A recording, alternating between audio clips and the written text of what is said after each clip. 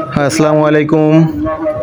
ঈদ মুবারক, ঈদ মুবারক, ঈদ মুবারক।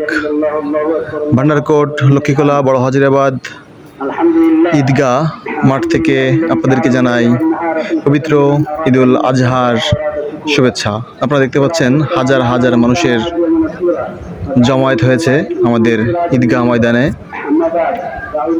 সবাইকে জানাই পবিত্র ঈদুল আজহার শুভেচ্ছা। কোরবানির ত্যাগের মহিমায় উদ্ভাসিত হোক সকলের জীবন, সুন্দর কাটুক, ভালো কাটুক সবার জীবন। ঈদ বয়ে আনুক আপনার জীবনের সুখ আর অনাবিল শান্তি, সমৃদ্ধি।